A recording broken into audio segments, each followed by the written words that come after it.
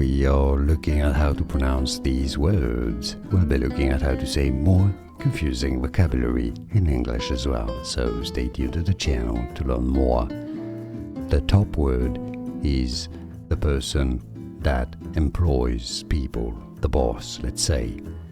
Employer, or employer, okay? Now in American English, employer. Stress on the second syllable. The bottom word is the person that is employed. Employee, easy, employee. Now top word again, employer versus the employee.